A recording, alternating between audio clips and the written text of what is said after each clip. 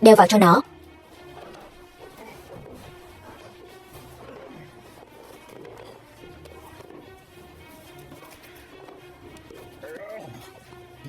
Dì ơi, giày này mang không vừa. Hai đứa bây ăn không ngồi rồi sao? Đúng là đầu heo. Lại đây, bó chân nó lại cho tôi. Dạ. Bó chặt vào.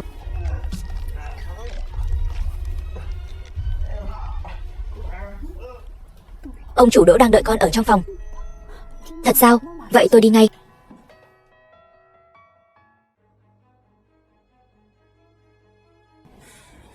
Đồ đáng ghét. Anh còn biết đến thăm tôi sao? Tôi cũng chẳng muốn đến ngày như hôm nay. Nhưng mà ai bảo cô mang thai con tôi? Đồ vô lương tâm. Anh còn biết tôi đang mang thai con trai của anh, mang giọt máu của anh, mà phải gả cho tên ngốc nhà họ Giang kia. Nếu không biết kế hoạch của anh thì tôi đã lấy mạng anh rồi. Chẳng phải là vì chúng ta sao? Thôi được rồi, hôm nay đến thăm cô, tôi đi đây. Mau chóng kết hôn với tên ngốc đó đi. Tôi không muốn. Ngoan nào, nghe lời. Mang giọt máu của anh mà lại bắt tôi bái đường với người khác, nghĩ thôi cũng thấy ghê tởm. Anh mau nghĩ cách giúp tôi đi, làm sao để bỏ qua cái nghi lễ này. Không muốn bái đường thì dễ thôi.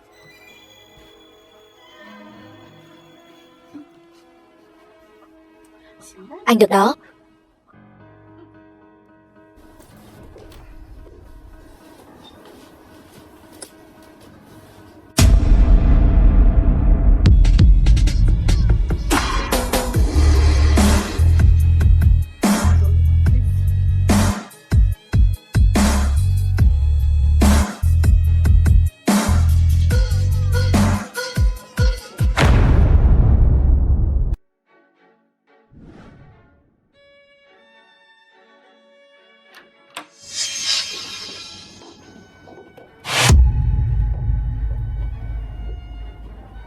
Bái kiến thiếu gia.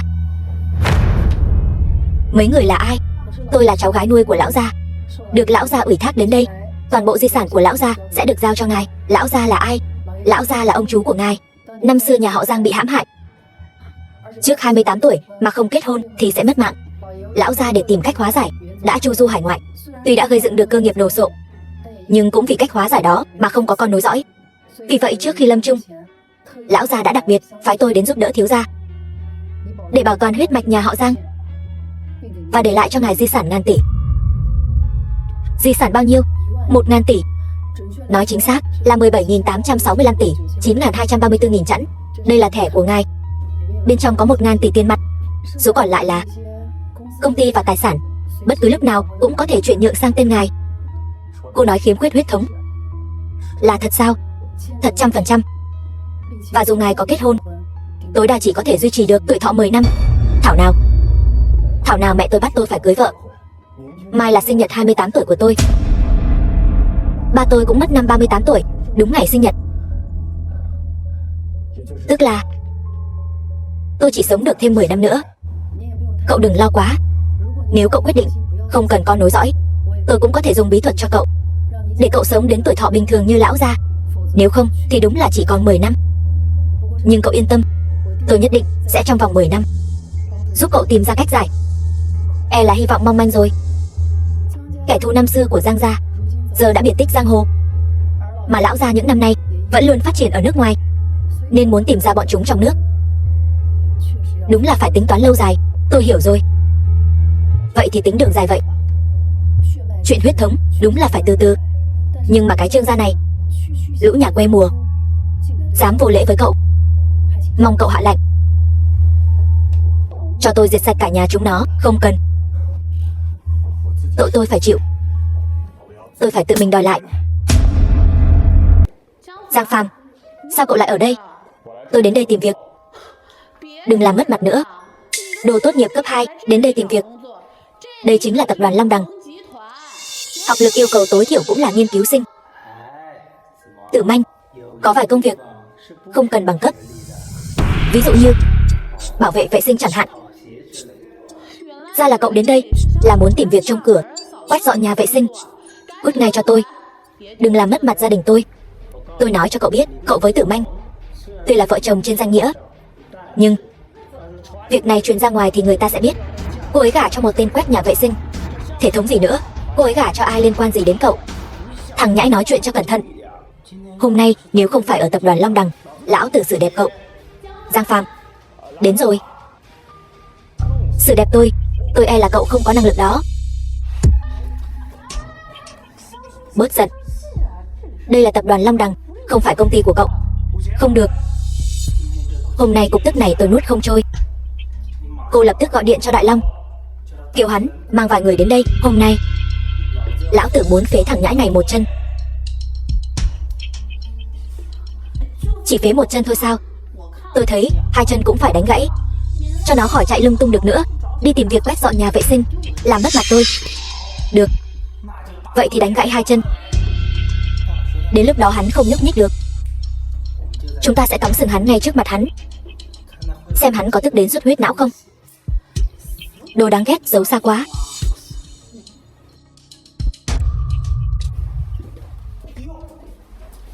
Tần tổng, không ngờ ngài lại đích thân đến ký hợp đồng với tôi, thật là vinh hạnh. Giới thiệu một chút, đây là Giang Phàm vừa mới vào tập đoàn Long Đằng, sau này sẽ phụ trách nhà thầu của mảng xây dựng. Giang tổng Giang Phàm. Sau này các hạng mục của quý vị sẽ do anh ấy toàn quyền phụ trách.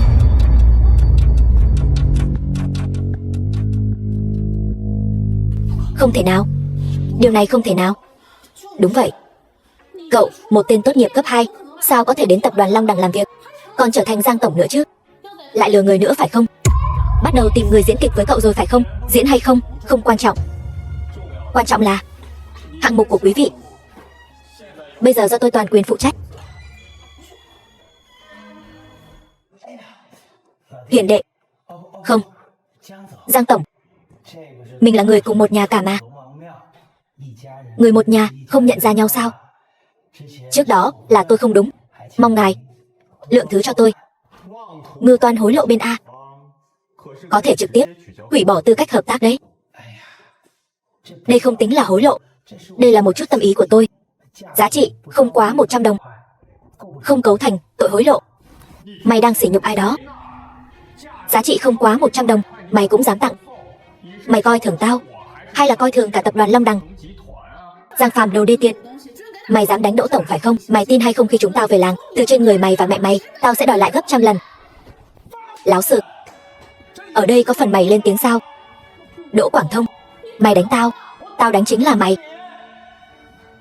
Đồ đàn bà không biết trời cao đất dày, cút ngay cho bố.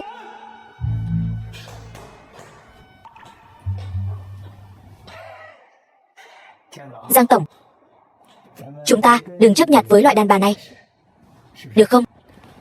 Đỗ tổng thật là khí phách, cầm được buông được. Quá khen. Khen cái con khỉ. Mày vừa đánh chính là vợ tao, vợ trên danh nghĩa của tao đó. Mày đánh cô ta với đánh tao có gì khác nhau? Cái này tôi thấy cậu không muốn hợp tác với Long Đằng. Không, Giang tổng, tôi thật sự không có ý đó. Tôi thật lòng thật dạ muốn hợp tác với quý công ty.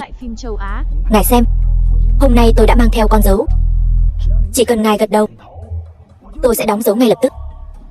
Tôi đảm bảo, tôi nhất định sẽ khiến cho quý công ty hài lòng 100%. 100%. Cậu cũng tự tin đấy. Đỗ tổng, nghe nói kiến trúc đại thịnh của ông nhận thầu công trình xây dựng khu chung cư cho Long Đằng, phải không? Đúng, chính là khu chung cư bên hồ đó. Nếu tôi nhớ không nhầm thì chi phí xây dựng khoảng 500 triệu. Đúng, 500 triệu. 500 triệu quá đắt. 400 triệu. Giang tổng, cái này thật sự không làm được. Chúng tôi không có chút lợi nhuận nào. So với lợi nhuận, được hợp tác với Long Đằng, cậu thấy cái nào có lợi hơn? Được, 400 thì 400. Tôi ký. Tăng vốn ứng trước từ 50% lên 80% cũng không vấn đề chứ. 80 thì 80. Tốt. Đỗ tổng quả nhiên là người hào phóng. Tôi sẽ cho người đi lấy hợp đồng ngay. Đợi đã. Giang Phàm, mày dám làm giả bằng cấp, rõ ràng chỉ tốt nghiệp cấp 2, lại lừa tôi là tiến sĩ. Tao nói cho mày biết, mày bị đuổi việc. Bị đuổi việc? Vậy hợp đồng chúng tôi vừa bàn đương nhiên không tính nữa. Đỗ tổng, ngài xem, tôi cũng không muốn như vậy. Thằng nhãi này, mày cứ đợi đấy. Hôm nay tao không chỉ phế 2 chân mày, mà còn cả chân thứ 3 của mày nữa. Đỗ Quảng Thông, bỏ ngay cái trò đó đi. Đây là Long Đằng, không phải chỗ cho mày làm can. Vâng. Tân tổng, cô xem hợp đồng này của chúng ta. Hợp đồng?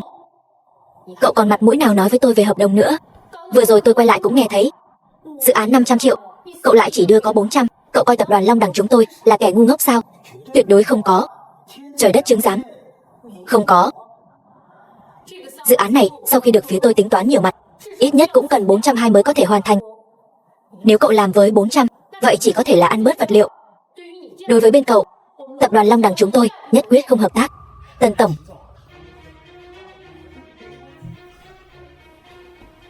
Xong rồi. Toàn bộ xong rồi. Cạn ly. Thiếu gia, lần sau có chuyện vui như vậy nhất định phải nhớ mang theo tôi. Không thành vấn đề, cô diễn thật đỉnh.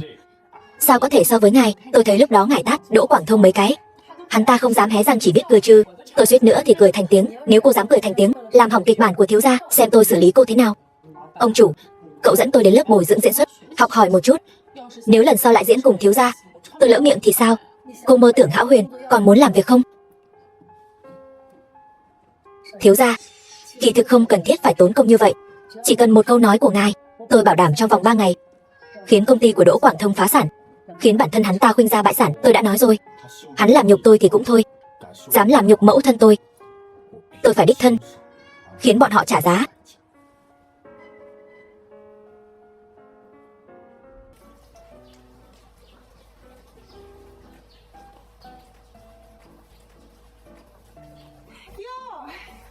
Xui ra, Tử Manh, sao hai người lại đến đây?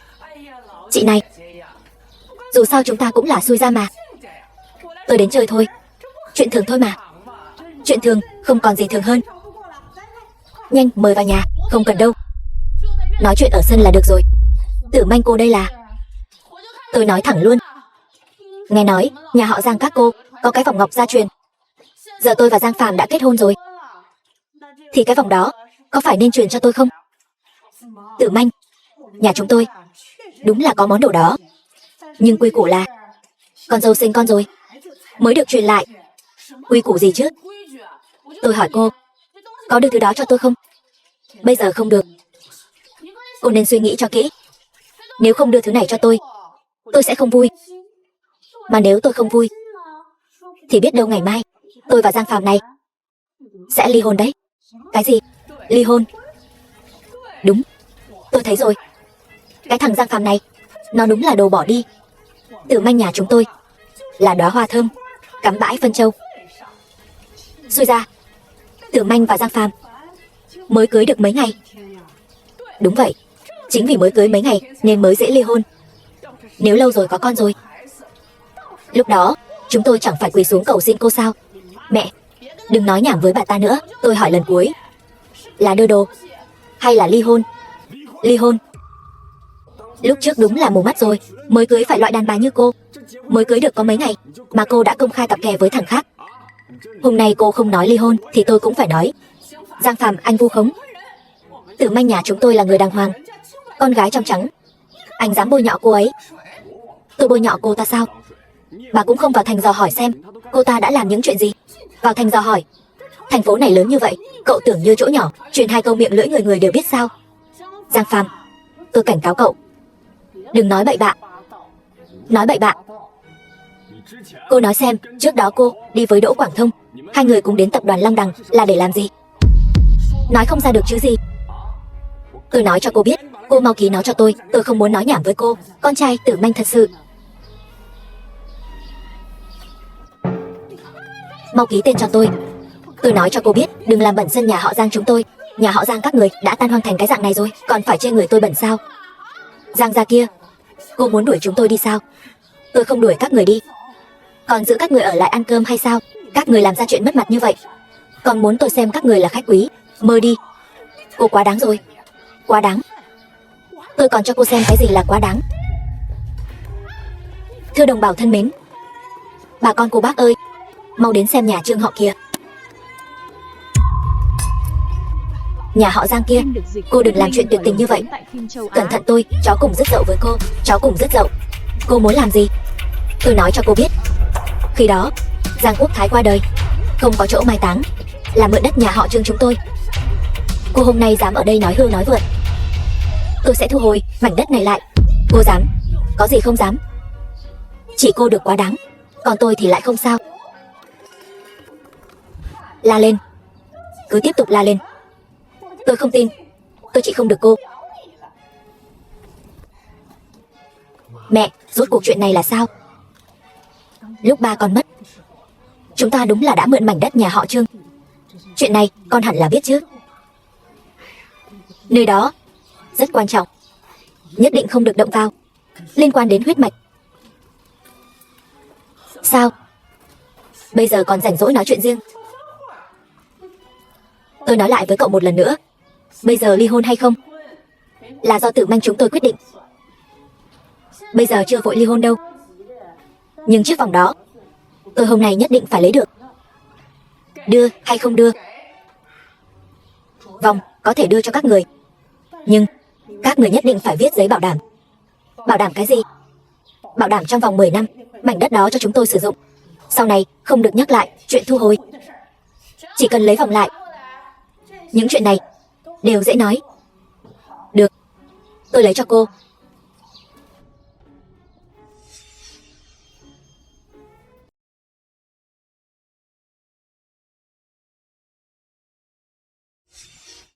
Giấy bảo đảm đâu? Một tay giao tiền, một tay giao đồ. Ai biết vòng của cô là thật hay giả? Tôi chẳng phải xác nhận một chút sao? Đúng vậy.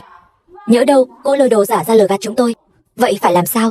Nhà họ Giang chúng tôi đường đường chính chính, không thể làm ra loại chuyện bị ổi này. Thật nực cười. Miệng thì nói đường hoàng, sau lưng lại làm chuyện mờ ám thất đức. Ai mà biết được? Nhỡ đâu là đồ giả, chúng tôi biết kêu oan ở đâu. Vậy theo các người nên xử lý thế nào? Đương nhiên là tôi cầm vòng trước, tìm người giám định. Nếu không có vấn đề gì, tôi sẽ bảo mẹ tôi ký giấy bảo đảm cho cậu. Không thể nào. Ai biết được sau khi các người cầm vòng đi, có chịu viết giấy bảo đảm hay không? Hay là thế này, tôi tìm người đến đây giám định, nếu không có vấn đề thì một tay giao tiền, một tay giao hàng. Không được, người cậu tìm chúng tôi không yên tâm. Vậy cô nói xem xử lý thế nào? Thế này đi, vòng tôi cầm trước, nhưng việc giám định cần 3 ngày. Chúng tôi có thể ký trước một giấy bảo đảm hoãn kỳ. Nếu món đồ không có vấn đề, 3 ngày sau giấy bảo đảm sẽ có hiệu lực. Hoãn kỳ, tôi không tin nổi. Giang Phàm, cậu hãy suy nghĩ cho kỹ. Cậu bây giờ không đưa vòng cho tôi, đến lúc đó cậu quỳ xuống cầu xin tôi cũng sẽ không để mẹ tôi ký giấy bảo đảm cho cậu đâu. Đây, cầm lấy. Khoan đã.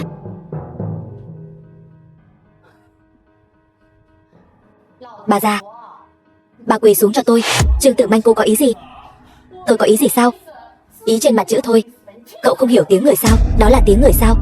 Bảo mẹ tôi quỳ xuống. Cô không sợ bị giảm thọ sao? Cứ nói vậy đó. Cậu cắn tôi đi. Tôi nói cho cậu biết, Giang Phàm, hôm nay không chỉ mẹ cậu mà cả cậu nữa đều phải quỳ xuống cho tôi. Nếu không, vòng này tôi không nhận nữa. Ai cho cô cái gan nói câu đó? Đương nhiên là tôi cho. Giang Phàm, tôi nói cho cậu biết, đất khu Bắc Thành đã bị tôi mua hết rồi. Bây giờ tôi có thể gọi người san bằng mộ bố cậu bất cứ lúc nào. Cái gì?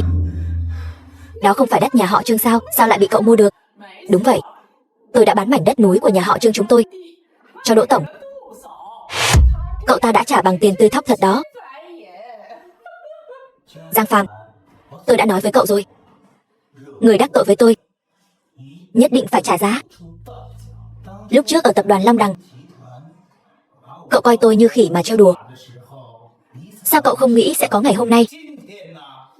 Đỗ Quảng Thông, tôi khuyên cậu nên thận trọng một chút. Thận trọng? Cậu dám bảo tôi thận trọng? Giang Phàm, cậu thật sự nghĩ mình là nhân vật chính sao? Dám bảo tôi thận trọng? Được, hôm nay Tôi cứ kiêu ngạo đó. Tôi xem cậu làm gì được tôi.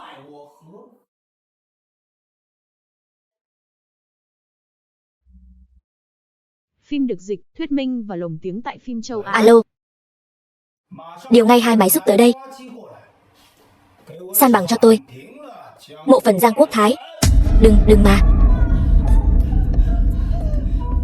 Đỗ tổng, ngài đại nhân đại lượng, đừng chấp nhặt với hắn. Nghịch tử, còn không mau quỳ xuống. Mẹ, mau quỳ xuống.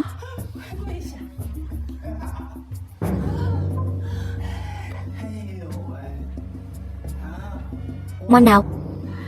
Đỗ Quảng Thông, cậu nhất định phải làm vậy sao? Sao cơ? Giờ thì biết sợ rồi chứ.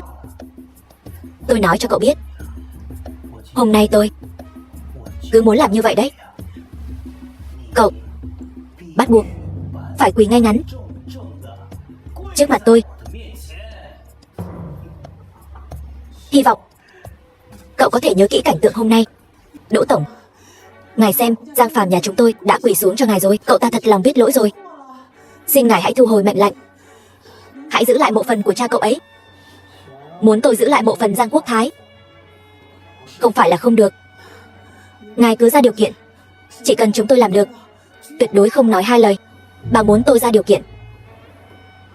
Vậy điều kiện của tôi là dựa theo yêu cầu của Tử Manh mà thực hiện. Yêu cầu của Tử Manh. Lão già này chẳng lẽ bị lẫn rồi sao? Tôi vừa mới nói với bà rồi, bảo bà quỳ xuống, 2 tay dâng vòng ngọc cho tôi. Nhanh thế đã quên rồi. Trương Tử Manh, cô đừng có quá đáng. Quá đáng? Cậu nói tôi quá đáng? Tôi còn quá đáng hơn nữa cơ. Bỏ lại đây, dâng vòng ngọc cho tôi. Trương Tử Manh, nếu cô chán sống, tôi sẽ tiến cô về chầu trời ngay bây giờ. Mau bỏ xuống. Có phải con muốn chọc mẹ tức đứng tim phải không? Một màn mẫu tử tình thâm cảm động. Nhưng mà cậu con trai này hình như có chút không phục. Không có Đỗ tổng, chúng tôi tuyệt đối không có. Không có thì còn chần chừ gì nữa. Mau bỏ lại đây, dâng vòng ngọc cho Tử Manh. Được.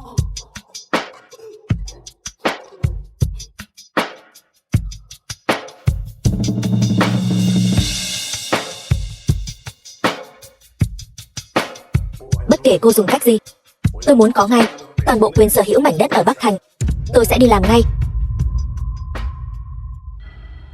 Tôi là Giang Mộ Hàn, quản lý cấp cao lý ở Bắc Thành phải không? Dự án chục tỷ lần trước ngài nói, tập đoàn Long Đằng chúng tôi đã đầu tư rồi. Nhưng tôi có một yêu cầu, chuyển ngay một khu đất vùng núi ở Bắc Thành cho công ty chúng tôi. Được, tôi chờ tin của cậu. Đây là vòng ngọc gia truyền của chúng tôi, xin hãy nhận cho. Ngay từ đầu ngoan ngoãn giao vòng ngọc ra thì đã không có chuyện này rồi. Giờ thì quỳ xuống cầu xin tôi. Để tôi nói nhé, Giang gia các người đúng là hèn hạ. Điếc hay sao? Nói, Giang gia các người có phải hèn hạ không? Phải, chúng tôi hèn hạ. Tôi nói thêm nhé, các người không chỉ hèn hạ mà còn như loài chó nữa. Bây giờ quỳ xuống xin tôi nhận lấy vòng ngọc này. Cũng được. Vậy thì bà rủa vài tiếng cho tôi nghe thử. Tôi nghe thấy thoải mái rồi, có lẽ sẽ miễn cưỡng nhận lấy cái vòng tay nát này. Kêu đi. Sao không kêu đi? Kêu lên. Thiếu gia, giấy tờ đất sẽ được đưa đến ngay. Giang Phàm, cậu muốn làm gì? Mau bỏ xuống. Đứa nhỏ này sao lại không nghe lời như vậy? Đừng làm liều con hiểu không? Mẹ sẽ không gây ra chuyện gì đâu. Thật sao? Vô cùng chắc chắn. Bọn người ức hiếp chúng tôi. Tôi nói cho các người biết, hôm nay không một ai được rời khỏi đây. Giang Phàm, cậu đừng làm bậy. Tôi chỉ cần một cuộc điện thoại, tôi sẽ san bằng mộ của cha cậu. Tôi nói cho các người hay, các người phải nghĩ đến hậu quả. Đúng đó Giang Phàm. Cậu có biết đắc tội với Đỗ tổng, các cậu sẽ không có kết cục tốt đẹp đâu. Tôi đã suy nghĩ rất kỹ rồi. Nếu các người muốn rời khỏi đây, dù không mất mạng cũng phải mất một lớp da.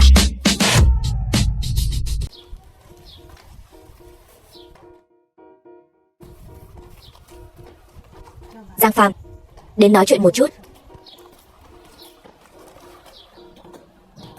Mẹ, chuyện gì vậy? Vấn đề huyết mạch nhà họ Giang. Chuyện này chắc con biết rồi chứ? Con biết rồi. Giang Mộ Hàn bên Thúc gia đã đến, kể hết những gì cô ấy biết cho con nghe. Mẹ, mấy đời nhà chúng ta thật sự vẫn chưa tìm được cách hóa giải sao? Biện pháp tốt nhất hiện tại, giống như Thúc gia của con, tự tuyệt tử tuyệt tôn để đổi lấy tuổi thọ. Tuy nhiên, cha con cũng từng nói, còn một khả năng nữa. Khả năng gì? Chính là bắt được kẻ hại nhà họ Giang chúng ta, dùng toàn bộ máu của hắn làm tế phẩm, tẩy sạch lời nguyền huyết mạch nhà họ Giang. Năm đó rốt cuộc là ai hại nhà chúng ta? Nếu tôi đoán không nhầm, hẳn là ngũ độc nhất mạch. Ngũ độc nhất mạch, đó là thứ gì vậy? Bọn chúng là một đám tà môn ngoại đạo chuyên nuôi dưỡng độc cổ, có thủ oán với nhà họ Giang chúng ta. 100 năm trước, nhà họ Giang chúng ta quy ẩn sơn lâm, thoái ẩn giang hồ. Không ngờ lại bị bọn chúng tìm thấy.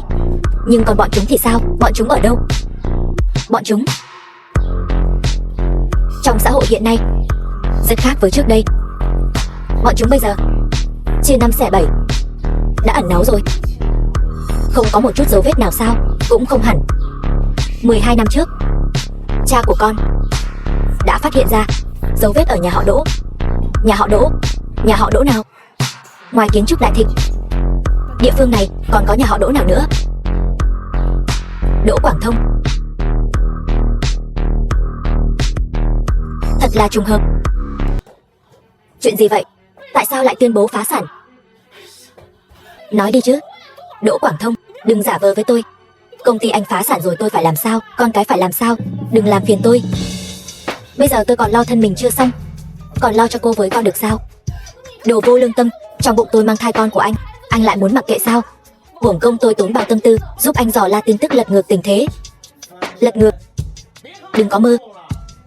Tôi lỗ 3 tỷ đó. Cô biết 3 tỷ là bao nhiêu không? Bán cô 10 lần cũng không đáng số tiền này. Đỗ Quảng Thông, đồ vô lương tâm, lúc này còn muốn bán tôi hả? Xem tôi có liều mạng với anh không?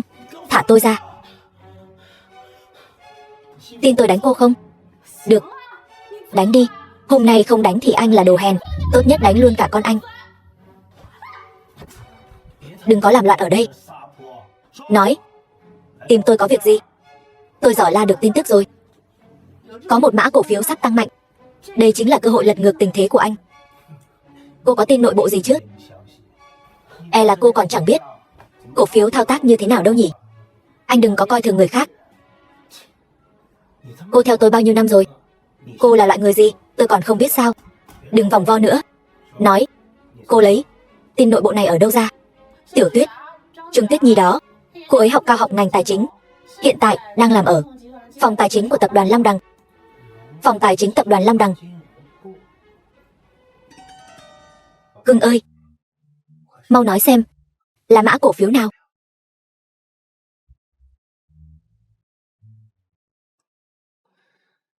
Nếu thật sự là mã đó, nói không chừng thật sự có thể giúp tôi trở mình.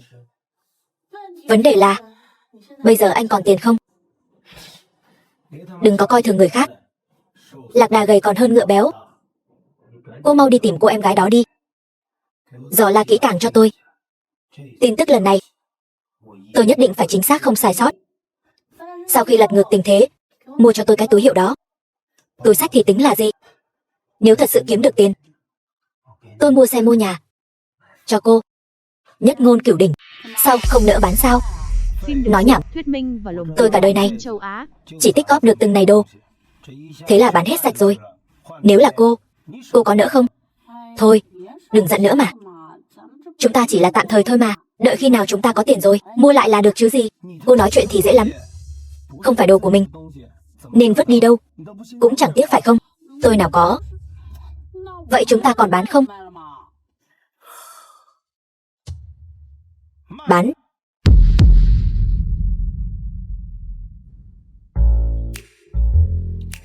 Lý Tổng, Ngài xem hàng này, còn ưng ý không? Đồ thì đều tốt cả. Chỉ là giá cả này có thể thương lượng lại không? 6 triệu đã là giá thấp nhất thị trường rồi. Tôi biết, nhưng tình hình chung hiện nay rất khó khăn, ai cũng kẹt tiền cả. Hay là thế này, tôi nói một con số, anh thấy được thì tôi thanh toán ngay, không được thì anh cứ xem xét thêm. 4 triệu. Cô, đừng. 4 triệu thì 4 triệu. Coi như tôi kết bạn đi. Hợp tác vui vẻ.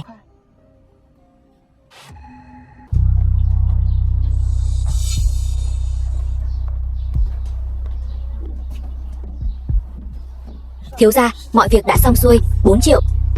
Theo giá thị trường, lô hàng này ít nhất cũng phải 6 triệu năm chứ. Đúng vậy, chúng ta ít nhất cũng lãi 2 triệu năm. 2 triệu năm. Phát thưởng cho anh em bên dưới đi. Tôi cần xác nhận đây có phải là toàn bộ tài sản cuối cùng của hắn không? Không sai, trong này có một bức thôi bối đồ, nhìn là biết bảo vật trấn trạch rồi. Có thể bán cả bảo vật trấn trạch, đủ chứng minh hắn đã dốc hết tài sản. Tốt lắm, báo cho Tần Vãn Xuân thu lưới. Dạ thiếu gia.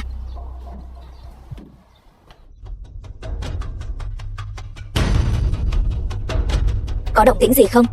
Vốn gom đáy rất sôi động, đề nghị vào ngay lập tức. Làm. Khoan đã, có nên xem xét thêm không? Tiểu Tuyết nói, phải thận trọng một chút. Sợ thì đói liều thì no, thận trọng quá thì đến nước canh cũng không có mà hút. Mua hết cho tôi. Vâng. Thiếu gia, phát hiện vốn của Đỗ Quảng Thông đã vào hết rồi. Giá hiện tại là bao nhiêu? 6 tệ 8 đồng. Đánh rớt xuống dưới 1 đồng cho tôi. Được, tôi đi báo cho họ. Đỗ Quảng Thông, lần này xem cậu có toi đời không? Cậu nói cái gì? Giá bị đánh xuống còn 9 hào 4. Vâng, Đỗ tổng. Không phải cô nói giá chắc chắn sẽ tăng mạnh, ít nhất cũng lên 30 đồng sao? Không phải tôi nói. Tiểu Tuyết nghe được tin tức là như vậy. Nhà cái muốn đẩy giá lên để kiếm tiền mà. 9 hào 4 chính là cái đẩy giá mà cô nói đó. Liệu có phải nhà cái đang giở trò, muốn xả hàng cho người ta xuống tàu không? Cô cũng không đến nỗi ngu si đâu, cũng biết nhà cái xả hàng xuống tàu. Nếu vậy, chúng ta cứ chờ xem sao. Không ổn rồi, xuất hiện lượng lớn lạnh bán, giá vẫn đang giảm. Cái gì?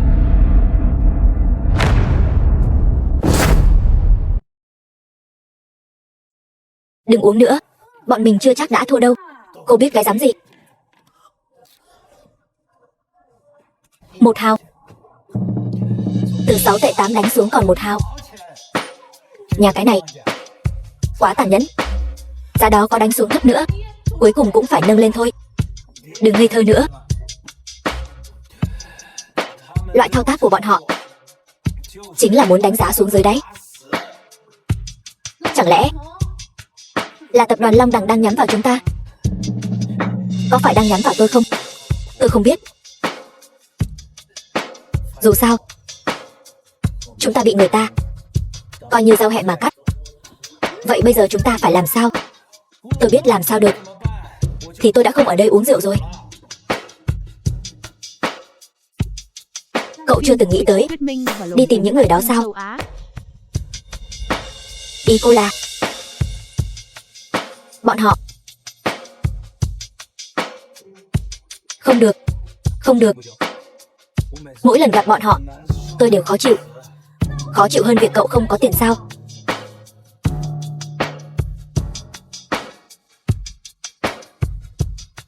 Đúng, cô nói đúng. Đi, đi tìm bọn họ. Cậu uống thêm một ngụm nữa đi. Đây chính là nhân sâm núi hoang dã tôi đặc biệt tìm cho cậu đó. Cậu phải bồi bổ nguyên khí. Tôi bồi bổ cái rắm. Cái lão già này hút mất của tôi 10 năm thọ mệnh. Tròn 10 năm. 10 năm đổi lấy 10 tỷ tiền mặt, kỳ thực cũng đáng giá.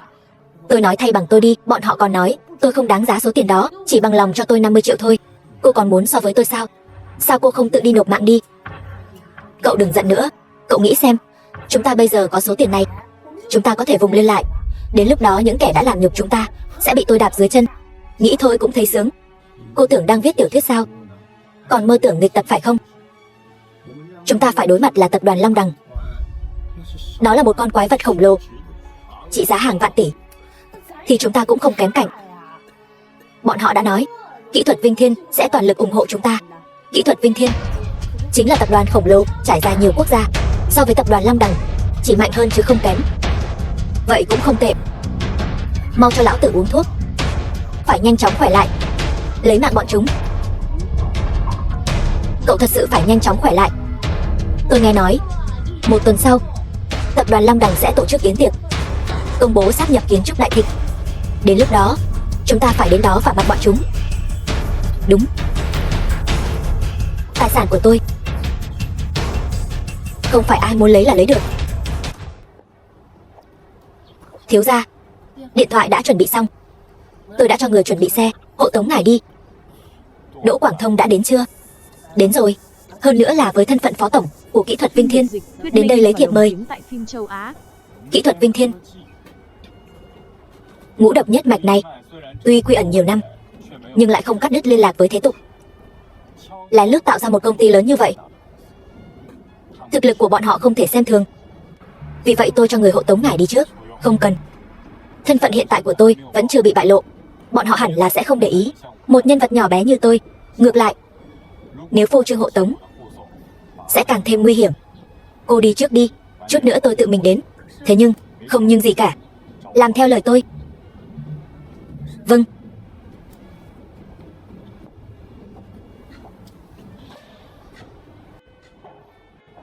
Chính là nó. Đây chẳng phải là kẻ nhặt giày rách của tôi, Đỗ tổng sao? Giang Phàm, mày giữ mồm giữ miệng cho tao. Mày phải hiểu rõ cho tao, ai mới là kẻ đổ vỏ cho ai.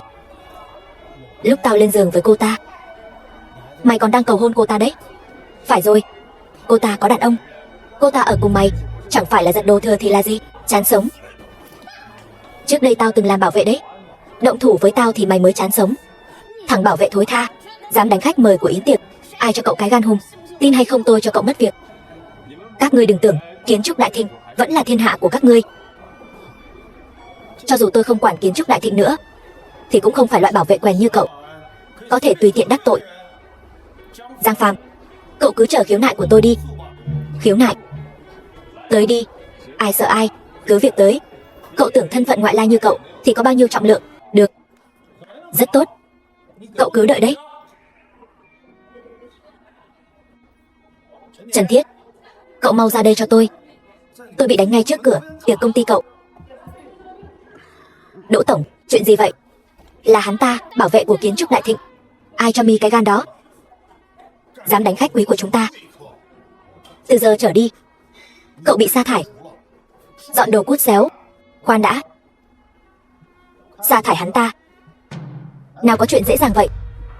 Đã đánh tôi thì sao tôi đồng ý để hắn đi dễ như thế. Đỗ tổng, có yêu cầu gì cứ việc nói. Nếu không được, tôi sẽ nhờ quản lý Lý bắt hắn theo pháp luật. Bắt hắn bồi thường. Bồi thường đến khuynh gia bại sản. Nghe rõ chưa?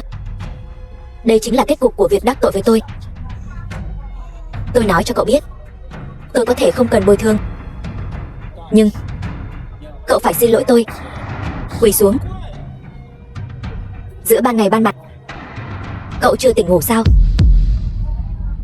Cậu làm ở công ty nào, phòng ban nào, chức vụ gì? Trời ơi, một thằng bảo vệ quen còn dám hỏi chức vụ của tôi. Xem ra cậu không biết trời cao đất dày là gì rồi. Thằng ngu này cứ tưởng mình là nhân vật tầm cỡ, nào ngờ trong mắt người khác hắn ta chẳng là cái thá gì. Làm ra vẻ ta đây không biết, còn tưởng cậu là ông chủ của tập đoàn Long Đằng. Suýt chút nữa thì hù tôi rồi. Vậy tôi phải cho cậu nếm mùi lợi hại mới được. Cậu không biết quy củ của tập đoàn Long Đằng lớn đến cỡ nào đâu. Bảo vệ Trần tổng, tống cổ hắn ta ra ngoài cho tôi. Xin lỗi Trần tổng, việc này không thuộc phạm vi trách nhiệm của tôi. Đậu Xanh cậu có ý gì hả? Tôi không điều khiển được cậu phải không?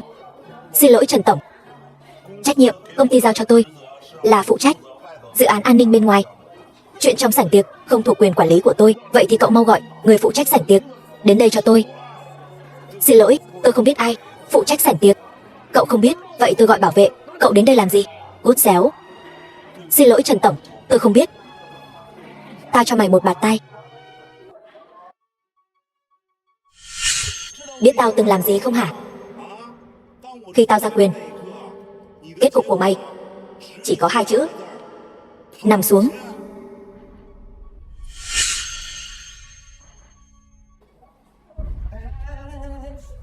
Trần tổng, đừng chấp lão bảo vệ hôi hám đó. Đỗ tổng đừng cản tôi phải dạy cho hắn một bài học. Hắn mới biết ai là cấp trên của hắn. Trần tổng, lão bảo vệ hôi hám này có luyện võ. Luyện võ sao? Vậy thì hay quá. Phim được dịch, thuyết minh và Tôi cũng vừa vặn luyện 10 năm quyền cước. Tôi phải cho hắn biết thế nào là núi cao còn có núi cao hơn, người giỏi còn có người giỏi hơn. Thật sao? Còn giả được sao?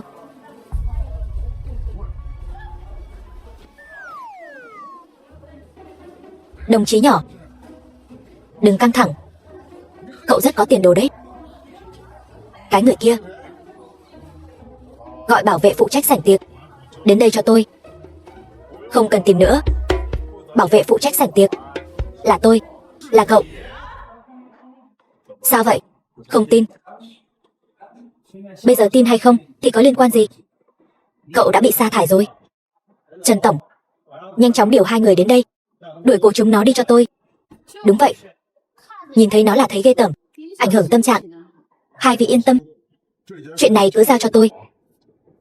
Một kẻ bị sa thải như hắn mà dám đến tập đoàn Long Đẳng gây rối, hắn đúng là chán sống mà. Tôi không chỉ đuổi hắn đi, tôi còn muốn đánh gãy chân hắn, ném hắn ra ngoài. Khoan đã. Trương tổng sao? Đỗ tổng, giới thiệu với 2 vị. Đây là Trương Tuyết Nhi, người phụ trách kinh doanh kiến trúc và bất động sản của tập đoàn chúng tôi. Trương tổng, 2 vị này là... Không cần giới thiệu, chúng tôi quen biết nhau. Đúng, không chỉ quen biết, chúng tôi còn là chị em ruột nữa. Tiểu Tuyết, khi nào em thành Trương tổng vậy? Còn phụ trách kiến trúc bất động sản, một mảng kinh doanh quan trọng như vậy. Nhà họ Trương chúng tôi thật sự là có một nhân vật xuất chúng. Không tệ. Tôi luôn cảm thấy Tiểu Tuyết không phải người tầm thường. Mắt nhìn người của tôi thật tốt. Sau này, công việc của công ty chúng ta phải trao đổi nhiều hơn, hợp tác nhiều hơn.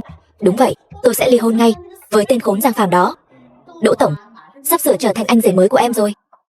Tôi với các người không có gì để phối hợp cả. Tiểu Tuyết, em nói gì vậy? Chị là chị ruột của em. Vậy Đỗ tổng chẳng phải là anh rể của em sao? Mối quan hệ thân thiết như vậy mà không hợp tác, chẳng lẽ lại để người ngoài hưởng lợi sao? Đúng vậy, Tiểu Tuyết. Chẳng lẽ trước đây em tưởng anh rể phá sản rồi, không cùng đẳng cấp với em nữa sao? Đừng, tôi chưa bao giờ thừa nhận anh là anh rể của tôi. Tiểu Tuyết, có phải em đã bị những tin tức bên ngoài dẫn dắt sai lệch rồi không? Chị với anh rể em vẫn rất tốt đấy. Có lẽ em không biết hôm nay tụi chị lấy thân phận gì để tham gia yến tiệc này đâu. Thân phận gì? Tôi là phó tổng giám đốc phụ trách dự án bất động sản và xây dựng kỹ thuật Vinh Thiên. Tôi đại diện cho kỹ thuật Vinh Thiên.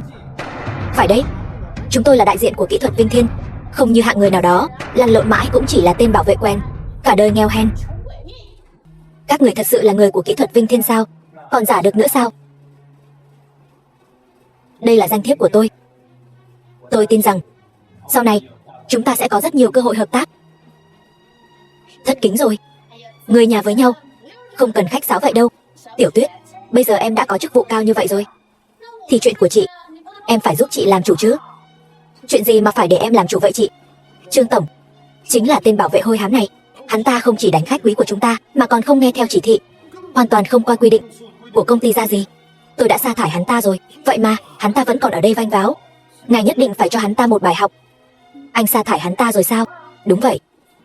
Anh rể, nếu anh đã bị sa thải rồi thì anh hãy về trước đi, nếu không lát nữa bảo vệ đến sẽ bất lợi cho anh đấy.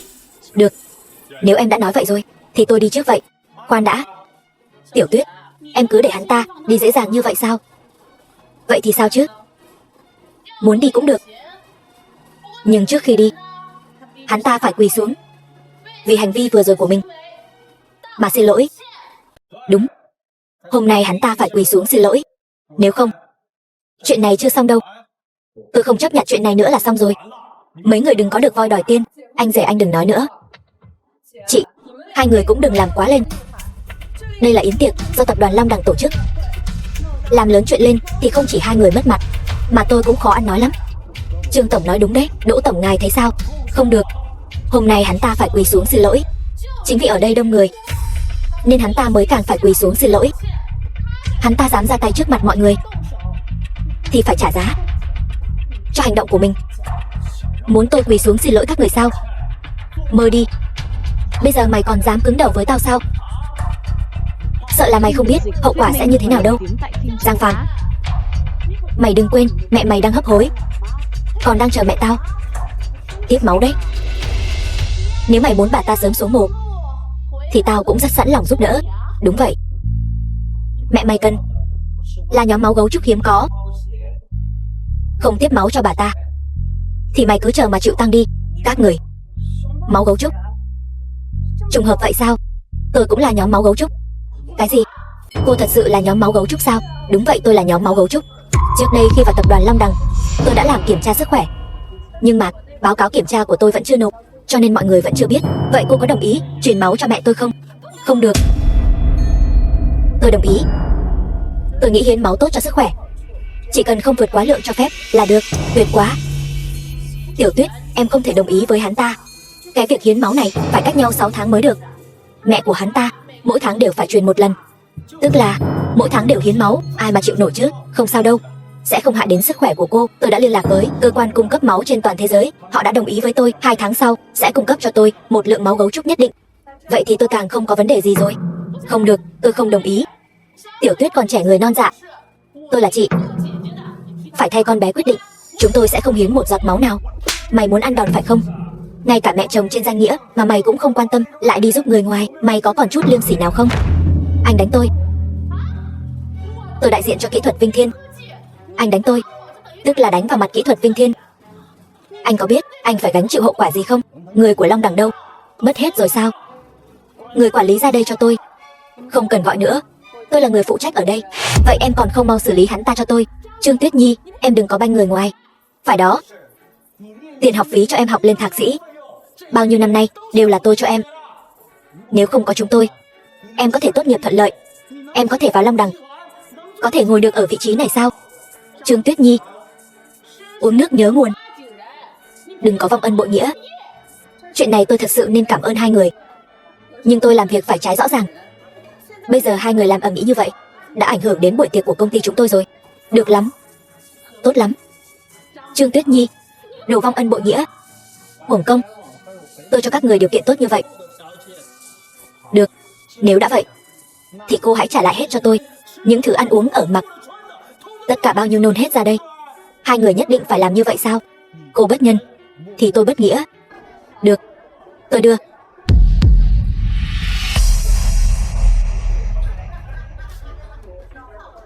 Trong vòng 10 triệu. Muốn bao nhiêu thì cứ nói. Nhưng từ nay về sau, chúng ta coi như không nợ nần gì nhau nữa. Từ nay về sau, chúng ta không ai nợ ai. Cô mới ra trường lấy đâu ra nhiều tiền vậy? Cô vừa rồi có phải không nghe rõ sao? Tôi hiện tại là phụ trách toàn diện tập đoàn bất động sản và kiến trúc nghiệp vụ, bao gồm kiến trúc Đại Thịnh. Quyền hạn của tôi là lúc nào cũng có thể ký kết tiền điều phối 10 triệu. Cô có quyền lớn như vậy sao? Không sai. Cho nên tôi khuyên các người đừng có ồn ào nữa. Lần này tập đoàn chúng tôi mở bữa tiệc này không chỉ là tuyên bố sát nhập kiến trúc Đại Thịnh, mà còn muốn đẩy ra một nghiệp vụ rất lớn, đề cập đến quốc nội, tiếp nhận 99 kiến trúc của thành phố. Cho nên các người còn muốn hay không muốn nắm được tin tức này.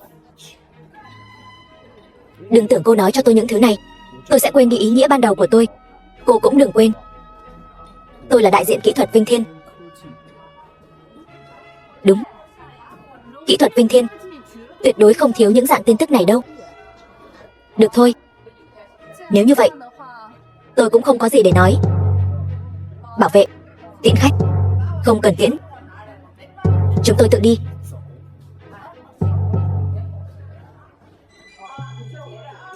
Thằng nhóc này,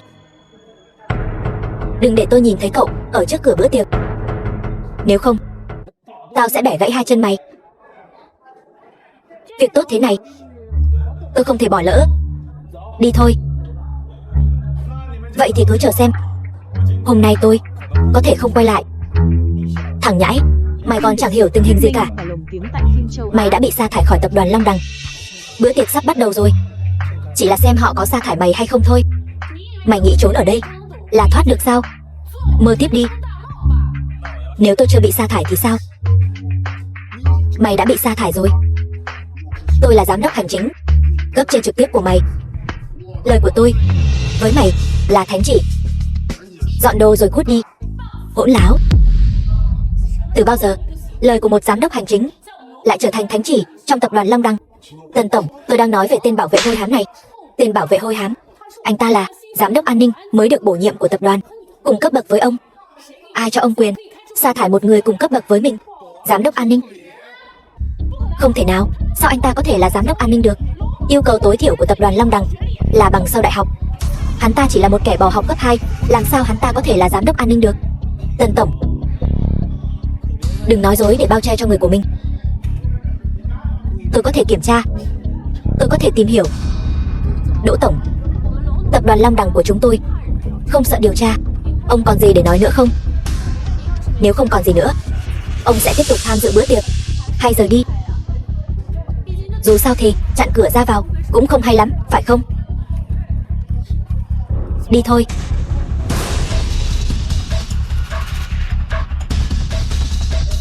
Giám đốc hành chính Trần Thiết. Có. Từ bao giờ tập đoàn chúng ta lại có truyền thống giúp đỡ người ngoài và bắt nạt người nhà? Hôm nay ông đã làm tôi thất vọng. Không phải Tần tổng, tôi không hề biết. Tôi không cố ý. Hỏi Giang tổng đi, tôi thực sự không biết anh ta là giám đốc an ninh. Tôi không biết thật mà. Dù anh ta không phải là giám đốc an ninh, dù anh ta chỉ là một bảo vệ bình thường, ông cũng không thể để người ngoài bắt nạt anh ta. Đừng nói gì thêm nữa, tôi mong nhận được đơn từ chức của ông vào ngày mai. Xin đừng, Tần tổng. Giang tổng, anh là người độ lượng, xin hãy bảo lãnh cho tôi. Cút.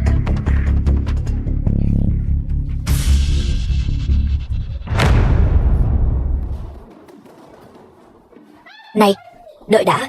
Tôi đã mua nó với giá 4 triệu. 4 triệu. Cái đó là 3 triệu 8. Lão Đỗ, giận thì giận, nhưng đừng lãng phí. Đó là tất cả số tiền, mồ hôi nước mắt của anh đấy. Tôi chỉ quá tức giận thôi. Tên vô dụng Giang Phàm đó, chúng ta có thể nghiền nát hắn bất cứ lúc nào. Tại sao hắn ta luôn thoát được? Tên khốn đó chỉ là may mắn thôi. Tôi không tin vận may của hắn ta sẽ kéo dài mãi mãi. Nếu tôi có cơ hội khác.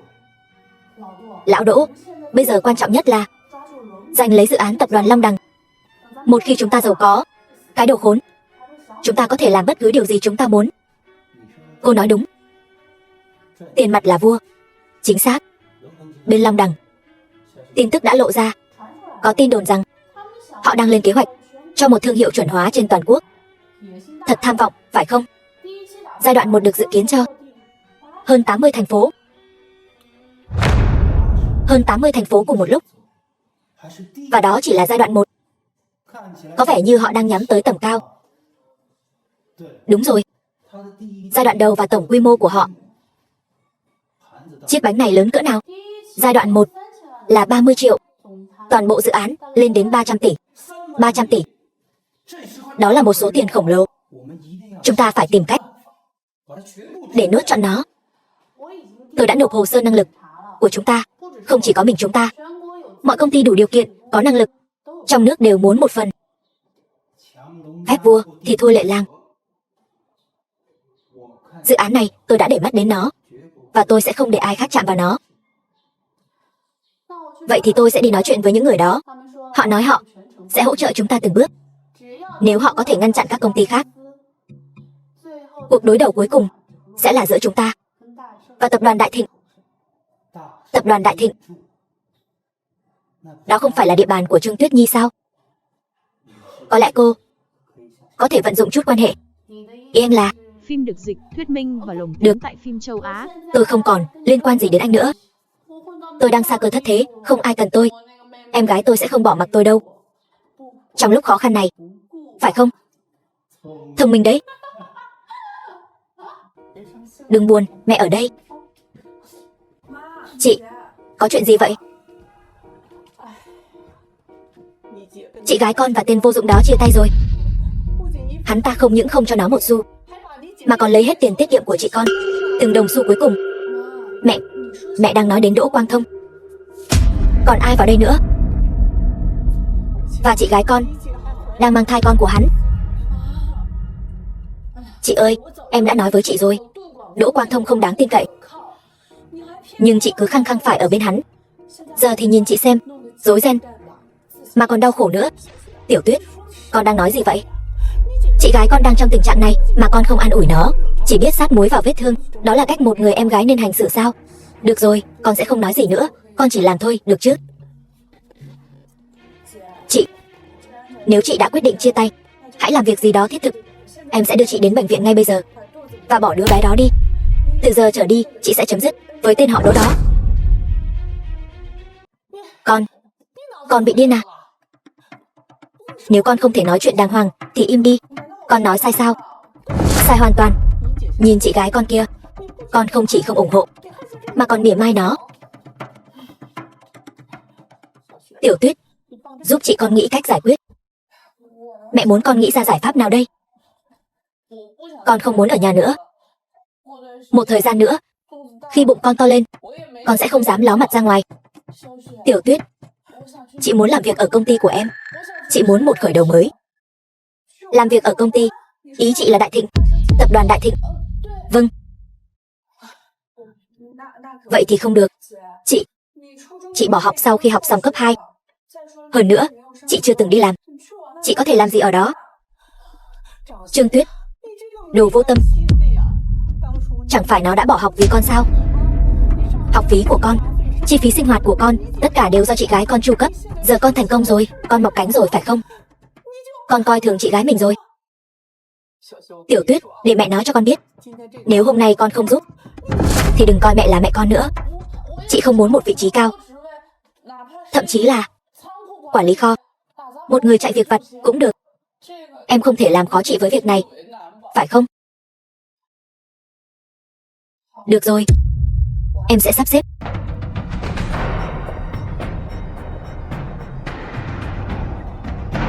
Cậu chủ, Trương Tử Manh đã gia nhập tập đoàn Đại Thịnh. Chúng ta có cần sắp xếp gì không? Chúng ta có cần can thiệp không?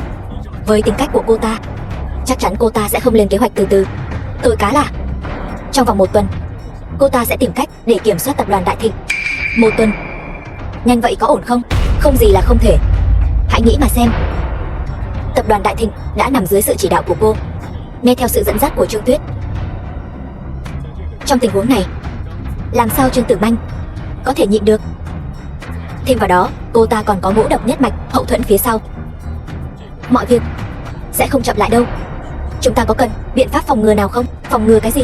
Trong khi chúng đang xâm nhập vào tập đoàn Đại Thịnh, chúng đã vươn tay vào cả tập đoàn Long Đằng rồi. Nếu chúng ta không làm gì đó, công ty của chúng ta sẽ đẩy dãy người của chúng. Như vậy chẳng phải tốt hơn sao? Chỉ khi chúng nghĩ rằng chúng đã thắng, chúng mới trở nên chủ quan. Vào lúc đó sẽ là thời điểm tốt nhất để vạch trần ngũ độc nhất mạch. Tôi hiểu rồi.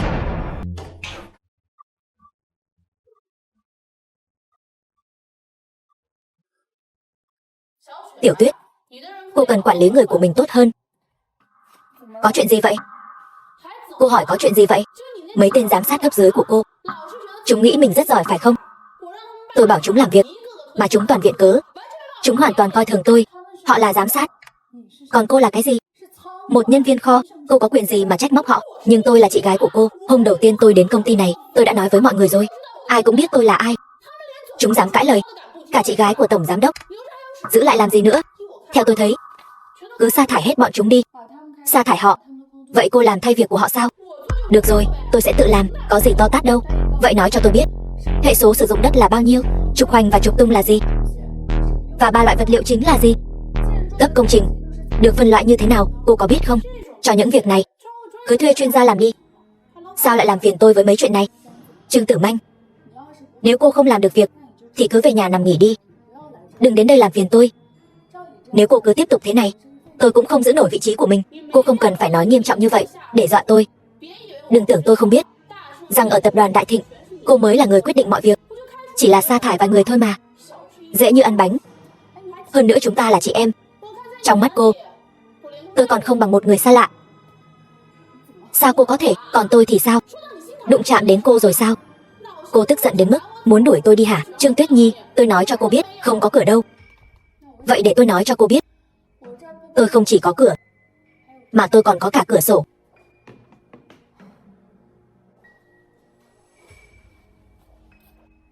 Phòng nhân sự, thanh toán lương cho Trương Tử Manh ngay lập tức, và để cô ta đi. Cô dám? Tôi cái gì cũng dám làm. Ở đây, tôi là người phụ trách. Tuyết Nhi, canh của mẹ là bổ dưỡng nhất. Con đã làm việc vất vả cả ngày rồi, uống đi cho nóng, rồi đi tắm và nghỉ ngơi cho khỏe. Mẹ đang cố gắng cầu xin cho Trương Tử Manh đấy hả? Xin cái gì? Mẹ nấu canh cho con gái của mẹ, chẳng phải là chuyện bình thường sao?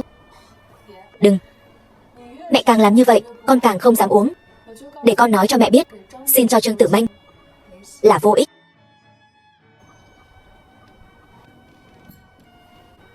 Tuyết Nhi, thể diện của mẹ chẳng lẽ không có nghĩa lý gì với con sao? Mọi thứ khác đều có thể thương lượng, nhưng chuyện này thì không được. Tốt xấu gì con cũng là tổng giám đốc của công ty. Nếu con nuốt lời như thế này, thì sau này làm sao con quản lý được cấp dưới? Mẹ, con đã nói với mẹ từ lâu rồi. Nó là đồ vô ơn, mà mẹ không tin con. Chúng ta nuôi ong tay áo, nó vô dụng. Tiểu Tuyết, mẹ hỏi con lần cuối, về chuyện của Tử Manh, con làm hay không? Không. Được. Trương Tuyết Nhi, cứ chờ xem. Phim được dịch, thuyết minh và lồng tiếng tại phim châu Á.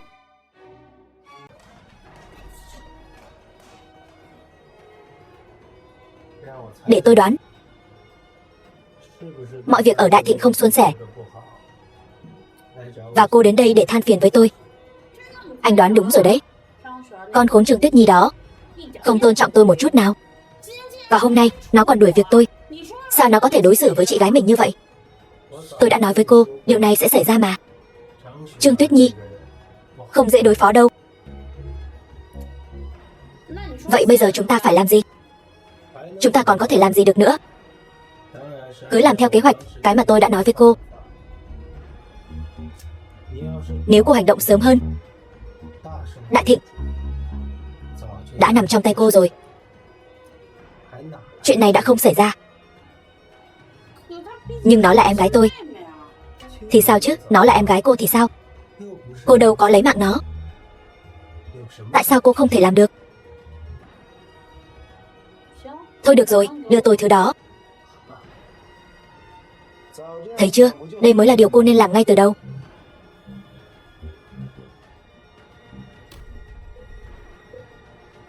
Thứ này, một khi nó ở trong người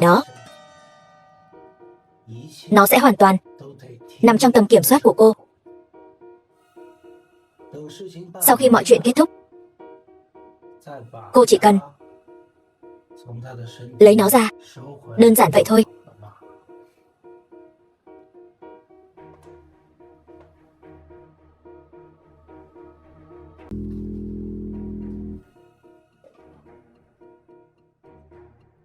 Tử Manh, con chắc chắn về việc này chứ? Vâng. Nếu nó không nể mặt con, thì con sẽ lấy những gì con muốn, theo cách của con. Đỗ Quảng Thông không phải là người tốt. Cẩn thận khi hợp tác với hắn ta, con có thể mất tất cả. Tất cả có thể trở nên vô ích. Mẹ đang nói gì vậy? Người ngoài vẫn là người ngoài. Con có thể tin tưởng họ, nhưng không hoàn toàn. Con cần một kế hoạch dự phòng. Ý mẹ là Đỗ Quảng Thông có thể. Con còn nhớ lần hắn ta suýt khiến con phá sản không? Nếu hắn ta không gượng dậy được, thì bây giờ con sẽ ra sao? Mẹ nói đúng. Một khi con kiểm soát được Tiểu Tuyết, tập đoàn Đại Thịnh sẽ là của con. Con không thể giao hết cho hắn ta được. Con cần phải biết giới hạn của mình.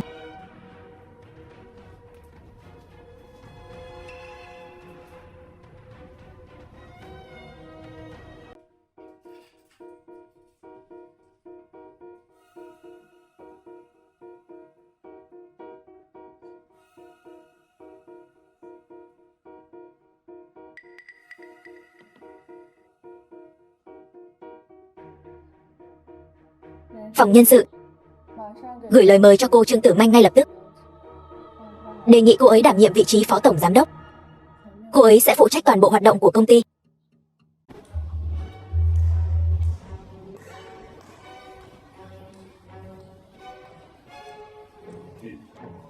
Xin chào Trương Tổng.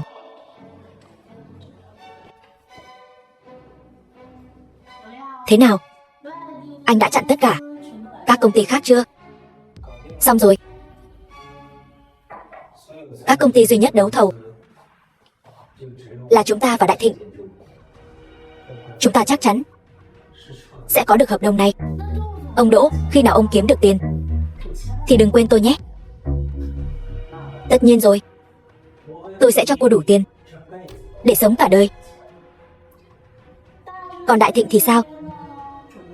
Họ đặt giá 259 tỷ 9. Ông Đỗ nhớ nhé, ông phải đặt giá thấp hơn. Cái giá này mới được đó. Đừng lo, tôi sẽ đặt giá 259 tỷ. Tôi chắc chắn sẽ thắng.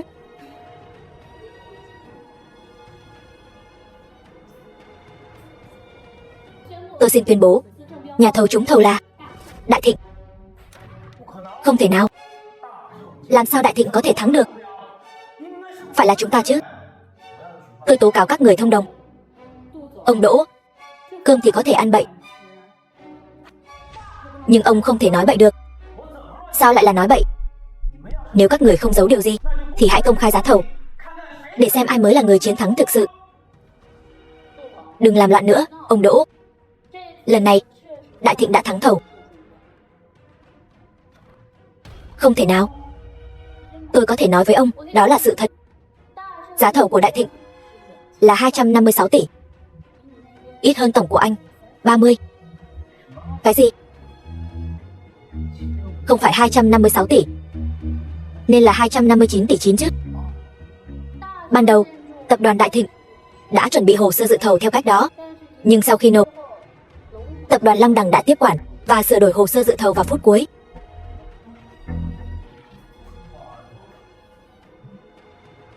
Tại sao tôi không biết? Sao cô không nói trước với tôi? Tôi không có thời gian để nói với anh. Đồ khốn. Cô chẳng biết cái gì cả, thì giữ cô có tác dụng gì? Đỗ Quảng Thông, mày dám gây rối ở tập đoàn Long Đằng? Mày bị điên hả? Giang Phàm, lại là mày. Giang Tổng, là tôi thì sao? Đỗ Quảng Thông, để tôi nói cho anh biết, tốt hơn hết là anh nên ngoan ngoãn đi. Nếu không, đừng trách tôi tàn nhẫn. Tôi sẽ đánh cho anh đến nỗi mẹ anh cũng không nhận ra. Cút khỏi đây cho tôi. Biến. Tôi đánh bạn gái tôi thì liên quan gì đến anh? Bạn gái anh, để tôi nói cho anh biết, đừng quên, cô ấy vẫn chưa ký đơn ly hôn với tôi. Và cô ấy vẫn là phó tổng giám đốc của tập đoàn Đại Thịnh. Dù nhìn từ góc độ nào, cô ấy cũng không liên quan gì đến anh. Đúng vậy, tôi không liên quan gì đến Đỗ Quảng Thông. Nhảm nhí. Phim được dịch, thuyết minh. Đứa bé cô đang mang phim châu Á có phải của tôi không? Một người phụ nữ không liên quan gì đến anh lại đang mang thai con của anh. Trương Tử Manh, hắn ta có ép buộc cô không? Vâng, hắn ta đã ép buộc tôi. Thấy chưa, Đỗ Quảng Thông, ép buộc một người phụ nữ. Anh có biết nếu ra tòa thì sao không? Anh sẽ chịu án phạt gì không? 8 đến 10 năm. Tôi có thể làm chứng. Tôi hiểu rồi. Hai người thông đồng với nhau. Trương Tử Manh, đồ khốn. Ngay từ đầu cô đã cố tình tiếp cận tôi, cố gắng hủy hoại tôi, phải không? Thì sao? Tôi không ngại nói cho anh biết. Tôi biết hồ sơ dự thầu của anh, nên tôi đã cố tình thay đổi hồ sơ dự thầu của tập đoàn Đại Thịnh, và sau đó dễ dàng giành được dự án. Không ngờ tới chuyện này phải không? Tôi, Đỗ Quảng Thông, chưa thấy quan tài chưa đổ lệ. Để tôi nói cho anh biết, tình hình hiện tại, chúng tôi có thể tống anh vào tù bất cứ lúc nào. Nếu anh còn dám tiếp tục ngạo mạn thì anh sẽ mục giữa trong tù. Trương Tử Manh, cô thực sự muốn đẩy mọi chuyện đi xa đến mức này sao? Mọi chuyện đến mức nào tùy thuộc vào tâm trạng của tôi. Đỗ Quảng Thông, không phải anh luôn rất có năng lực sao? Tưởng mình là nhân vật lớn sao? Tôi chưa bao giờ trải nghiệm cảm giác một nhân vật lớn quỳ xuống xin lỗi tôi. Sao anh không thể hiện thử xem Vớ vẩn.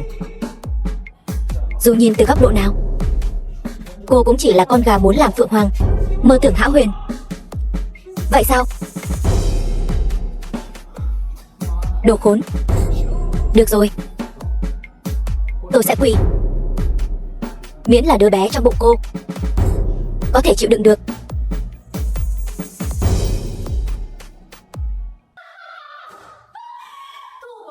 Đỗ Quảng Thông, cuối cùng anh cũng gặp đối thủ của mình rồi.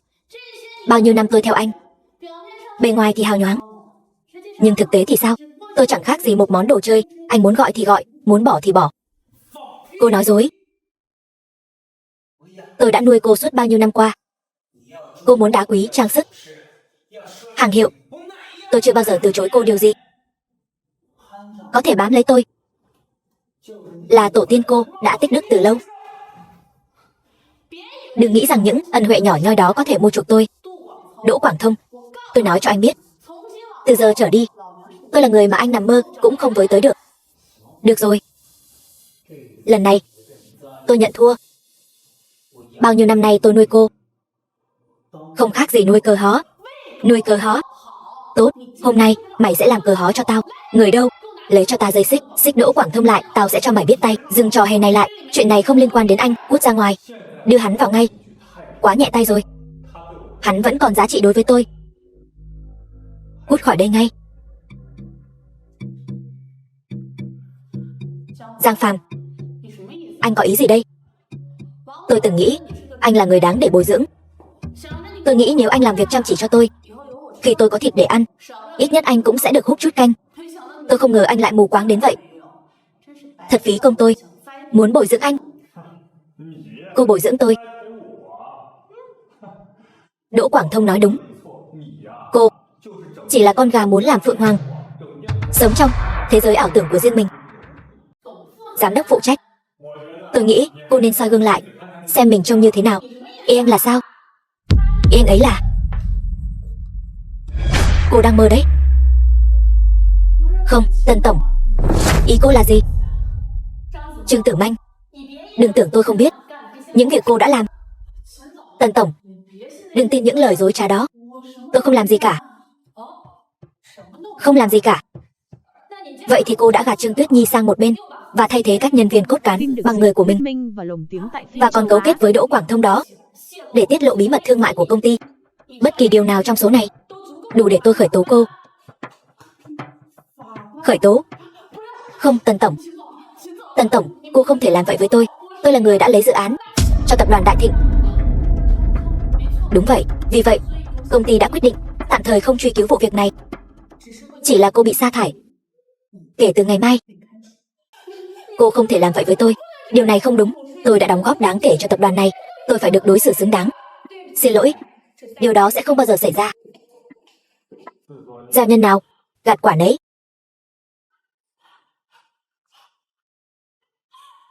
Không phải như vậy.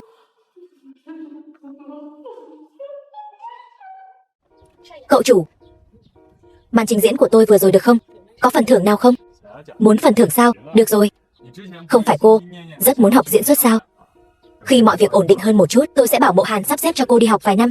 Tuyệt vời, tôi biết cậu là nhất mà, cậu chủ. Bây giờ, về tên Đỗ Quảng Thông đó, mặc dù đã mất dự án, nhưng vẫn chưa tới đường cùng.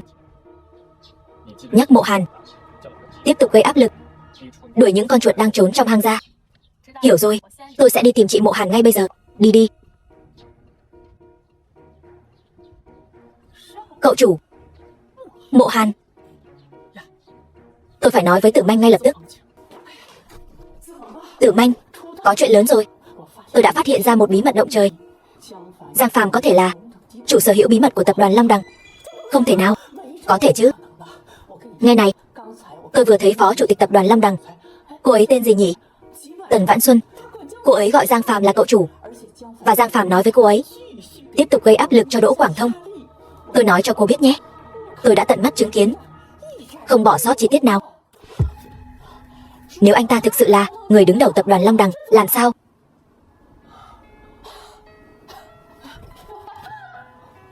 Chuyện này có thể xảy ra. Nếu đó là thân phận thật của anh ta, thì mọi chuyện đều có lý. Tại sao Tần Vãn Xuân luôn bảo vệ anh ta? Tại sao anh ta luôn xoay chuyển tình thế vào phút cuối? Tôi thật là ngu ngốc. Tôi đã có thể là vợ của một ông chủ lớn,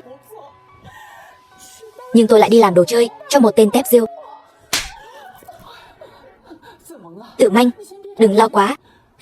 Mọi chuyện vẫn có thể cứu vãn được. Cứu vãn? Làm sao có thể cứu vãn được nữa? Để tôi phân tích cho cô nghe. Thứ nhất, cô và Giang Phàm vẫn là vợ chồng. Ai cũng biết hai người đã tổ chức đám cưới. Hai người vẫn chưa chính thức ly hôn. Vì vậy, chúng ta sẽ áp dụng phương pháp khiêm tốn, chân thành xin lỗi họ. Dù sao, cô vẫn là vợ anh ta, luôn có cơ hội để hòa giải. Nước đổ khó hốt, gương vỡ khó lành. Bây giờ, hãy nghe tôi nói tiếp đi. Đó mới chỉ là điểm thứ nhất. Điểm thứ hai là gì? Vài ngày nữa là ngày giỗ của Giang Quốc Thái. Dù Giang Phàm giàu có đến đâu, anh ta cũng phải quay về làm lễ tưởng niệm. Chúng ta cũng sẽ đi. Chúng ta sẽ làm một màn kịch lớn, và sau đó lấy lòng những người xung quanh anh ta, kéo họ về phía chúng ta. Cách này không được, vô ích thôi. Nếu tất cả đều thất bại, tôi còn một lá bài tẩy cuối cùng, khiến họ phải khuất phục. Lá bài gì? Nó liên quan đến bí mật của Giang Quốc Thái. Mẹ, con về rồi. Lại mua thêm đồ nữa sao? Con mua gì vậy? Lãng phí tiền bạc. Mẹ, bây giờ chúng ta không thiếu tiền. Sao lời nói của con nghe khó chịu vậy? Không thiếu tiền là sao? Tất cả là nhờ chú con để lại cho con tài sản thừa kế. Nếu không có số tiền đó, con nghĩ con có thể tự kiếm được nhiều như vậy sao? Người thì nên sống theo khả năng của mình. Đừng để hào nhoáng nhất thời làm mơ mắt. Con hiểu rồi, mẹ. Hiểu rồi thì tốt. Ngày mai là ngày giỗ của ba con mau đi tắm và ngủ ngon nhé. Ngày mai chúng ta sẽ đi cùng nhau. Vâng. Này, bạn cũ, lâu rồi không gặp, dạo này thế nào? Cô làm gì ở đây? Chúng ta là người một nhà mà, và người nhà nên thường xuyên thăm hỏi nhau. Ngày mai không phải là ngày giỗ của Quốc Thái sao? Vì vậy, tôi đưa Tử Manh đến đây, để hai người họ có thể đến viếng và an ủi linh hồn của Quốc Thái. Chúng tôi không xứng đáng nhận sự kính trọng của cô. Giang Phàm, tiễn khách. Cô không được chào đón ở đây, xin mời ra về. Giang Phàm, chúng ta là người một nhà. Cậu và Tử Manh vẫn là vợ chồng. Đừng để một cuộc cãi vã nhỏ xen vào giữa hai người. Có gì mà không thể tha thứ. Hơn nữa, Tử Manh đã tỉnh ngộ rồi. Cô ấy sẽ không làm điều gì ngu ngốc nữa. Lần này đến đây vì muốn bắt đầu lại với cậu. Anh ơi, em biết em đã sai. Từ giờ trở đi em sẽ là một người vợ tốt. Xin hãy tha thứ cho em, chồng yêu. Cô đừng diễn nữa. Thật kinh tởm. Em thực sự biết mình đã sai. Giang Phàm, Tử Manh thực sự biết lỗi rồi. Xin hãy tha thứ cho cô ấy. Cô ấy thậm chí đã bỏ cái đứa con hoang đó vào hôm qua rồi. Cô dùng bất cứ thủ đoạn nào để đạt được điều mình muốn. Cậu nói vậy là ý gì? Cái này gọi là cắt đứt quá khứ và bắt đầu lại từ đầu. Tôi không muốn phí lời với hai người. Cô đi hay không? Không đi. Tôi đánh gãy chân cô giờ. Tôi phang cô bằng cây sào này bây giờ. Cô đang làm cái gì vậy? Em thật sự biết mình sai rồi. Chồng ơi, em quỳ xuống xin lỗi cũng được. Em biết những việc em làm trước đây là không thể tha thứ được. Em không xứng đáng được anh tha thứ. Nhưng lần này em thề em sẽ thay đổi, sống một cuộc sống lương thiện. Anh không thể cho em một cơ hội nữa sao? Giang Phàm, Tử Manh của chúng ta lần này thực sự biết mình sai rồi. Tôi cầu xin anh. Nếu không được, tôi sẽ quỳ xuống trước mặt anh. Đừng có giở trò đó với tôi. Đừng tưởng tôi không biết cô đang tính toán gì. Ý anh là gì? Đừng giả ngu với tôi. Cô nên biết tôi là ai bây giờ. Anh là ai? Không phải anh chỉ là Giang Phàm, quản lý an ninh của tập đoàn Long Đằng sao? Chồng tôi. Anh còn có thể là ai nữa? Cứ diễn tiếp đi. Chúng tôi thực sự không diễn. Không diễn? Vậy sao lại quỳ xuống dễ dàng thế? Đừng tưởng người khác là kẻ ngốc. Các người mới là kẻ ngốc khi nghĩ vậy. Đi hay không? Tôi không muốn nhìn thấy cô. Cút đi. Được. Giang Phàm, anh gan lắm. Được rồi, không diễn nữa phải không? Tôi thật sự không ngờ một tên vô dụng lại là người đứng sau tập đoàn Long Đằng. Phải nói là diễn xuất của anh thật tuyệt vời. Anh đã lừa được tất cả mọi người. Cô quá khen. Được rồi, Giang Phàm, đừng nghĩ anh đã thắng. nói cho anh biết, màn kịch thật sự vẫn chưa bắt đầu. Con định làm. Mẹ, bây giờ đừng nói chuyện này nữa. Đi thôi. Tạm biệt. Mẹ, bọn họ còn có chiêu trò gì nữa không? Bọn họ còn có thể giở trò gì nữa? Có lẽ, chẳng qua là gọi ngũ độc nhất mạch đến. Như thế cũng tốt. Mẹ đang tự hỏi, làm thế nào để dụ lũ chuột đó ra khỏi hang.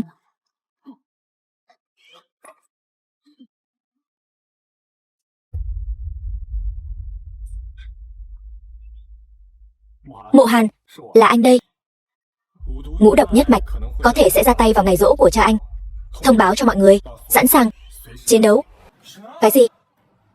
Cô chắc chắn tên vô dụng Giang Phàm đó là người đứng sau tập đoàn Long đằng sau? Chắc chắn. Hèn gì tôi không bao giờ loại bỏ được hắn. Thằng nhóc đó đã giả nai suốt thời gian qua. Có vẻ như không thể để hắn sống được. Nhanh chóng thông báo cho ngũ độc nhất mạch. Giang Phàm không chỉ đứng sau tập đoàn Long Đằng, mà hắn còn là con trai của Giang Quốc Thái. Tôi không cần phải giải thích. Gia tộc Giang đại diện cho cái gì? Người chắc chắn đó là gia tộc Giang gia. Kính chào ngài. Hãy cho ta biết câu trả lời. Nhưng mà chẳng phải ngài sẽ biết nếu tự mình đến đó sao? Huyền môn mật thuật của gia tộc Giang nằm trong quan tài của Giang Quốc Thái.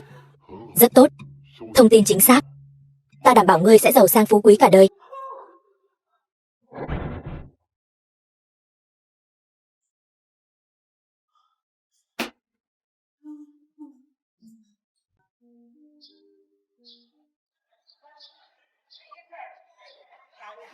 Mẹ chuẩn bị xong chưa? Đến rồi. Mẹ, cái này là gì vậy? Lát nữa con đi viếng cha con đi. Mẹ sẽ ở nhà. Mẹ không đi sao? Ngũ độc nhất mạch đến rồi sao? Đúng vậy. Ân oán giang hồ đã đến lúc giải quyết rồi. Mẹ đừng lo. Con đã cử Giang Mộ Hàn đi chuẩn bị rồi. Ngay khi ngũ độc nhất mạch xuất hiện, con sẽ khiến chúng phải hối hận. Chuyện giang hồ không phải chuyện con nên nhúng tay vào. Con phải hiểu rằng những người này hoàn toàn khác với người thường. Nghe mẹ, đi thắp hương cho cha con đi. Chuyện còn lại để mẹ lo. Không, mẹ, con phải ở lại đối mặt với bọn chúng cùng mẹ. Lại muốn cãi lời mẹ nữa sao? Đi mau. Phần còn lại ta sẽ xử lý. Quá muộn rồi. Giang gia, hôm nay toàn bộ người của Giang gia sẽ bị tiêu diệt. Đồ khốn, thả con trai ta ra. Nó không phải người của giang hồ. Ngươi không thể phá vỡ quy tắc, làm hại người ngoài. 12 môn phái sẽ liên thủ chống lại ngươi. Tần nữ hiệp, nữ kiếm khách từng làm chấn động võ lâm. Ta không ngờ ngươi lại ngây thơ đến vậy. Ngươi có ý gì? Lấy mạng ngươi và con trai ngươi. 12 môn phái làm sao biết được ta làm hại người ngoài? Ngươi chắc chắn mình có thể đánh bại ta? Dĩ nhiên là không. Vì vậy ta sẽ dùng mạng của nó để đổi lấy mạng của ngươi. Ngươi dám? Nếu ngươi muốn nó sống, hãy tự phế cánh tay phải của mình đi.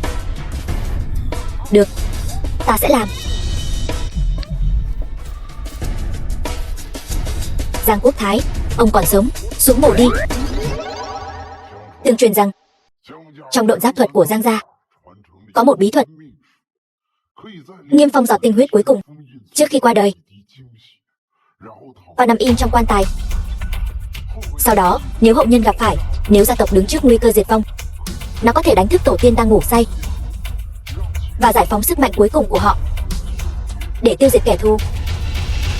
Ta nói, có đúng không?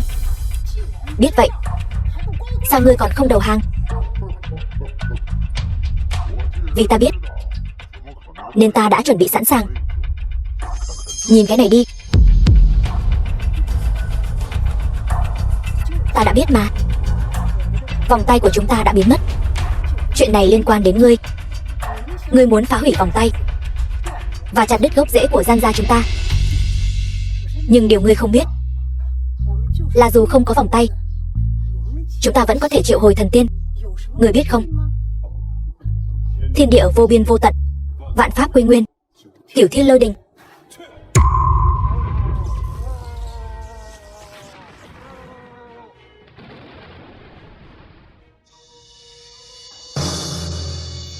Mẹ ơi, cha còn sống. Ông ấy đi đâu với lão già đó vậy? Chúng ta có nên đi tìm ông ấy không? Chuyện của giang hồ, con đừng xen vào.